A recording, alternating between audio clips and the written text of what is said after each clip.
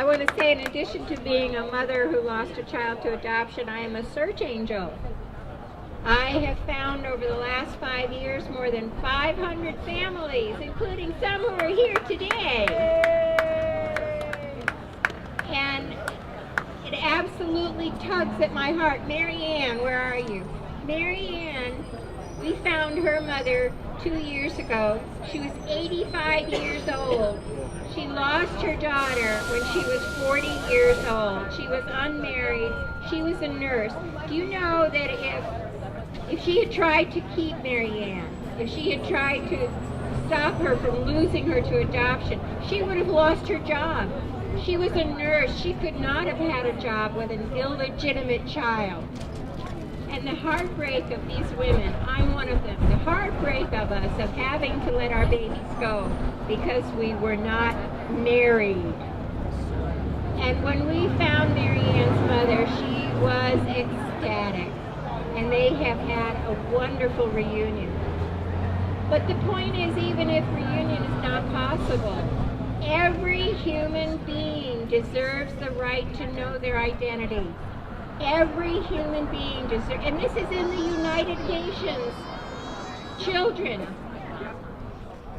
The United Nations stands for the right of every human being to know their identity, to know their family, to know their heritage, to know their culture. But the United States is not. The United States will not, because it is a multi-billion-dollar industry in trafficking children, baby selling, and it's still going on today.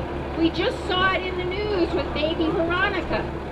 Baby Veronica was sold behind her father's back to wealthy, powerful people in South Carolina. And her father fought for her and tried to keep her and did the best he could for his child. And what did he get for it? They came with armed marshals to steal that baby away from him. Absolute travesty. Every human being deserves the right to know their identity, their family history, their heritage, their culture, and the identity of those to whom they are blood related. And Ms. Weinstein, I have news for you. With the wonderful advances in DNA matching, we are finding families for adoptees through DNA matching almost as fast as we're finding them through traditional search angel techniques.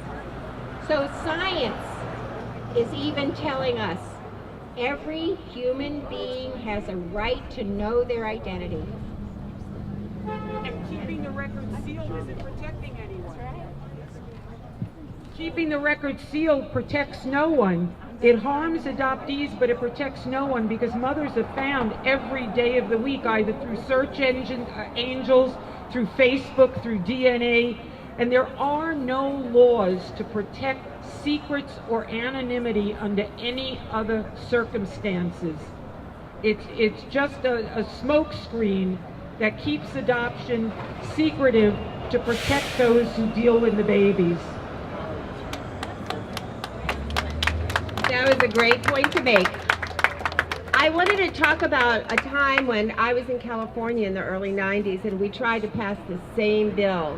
We were in the very first committee and it looked like it was just gonna die. Kate Burke was the person that was just spearheading everything, and she was an adoptee, she worked so hard. The committee was almost over and a woman raised her hand and she said, do you realize that none of us had any legal, none of the mothers had any legal representation at all. There was no lawyer representing us. There was no advocate for other ways of keeping our children. And the bill went through that committee. As soon as they realized how unlawful that was, it went right through that committee, went right through the whole one side of, I can't remember which side it was, and it went through the other side of the government until it came to the Appropriations Committee. There was a man called Bill Pierce who headed up the National Committee for Adoption, and May he not rest in peace. Sorry. Maybe I'm cursed now. But anyway, he had a huge letter writing campaign through Children's Home Society and other organizations that created adoptions. And they put so much fear into this appropriations committee, it killed the bill, and California still does not have open records. I hope New York will beat California in that quest, and and show the way for the rest of the country. But keep in mind that we did not have legal representation, and everybody in the California government suddenly understood what it was all about. So, Helene Weinstein, it's the same truth for you. And like I said before, the government has no right to legislate relationships. Let us do that for ourselves. We'll just take care of ourselves. Thank you. Helene Weinstein. That's Assembly Member Helene Weinstein must be stopped. Assembly Member Helene Weinstein must be stopped.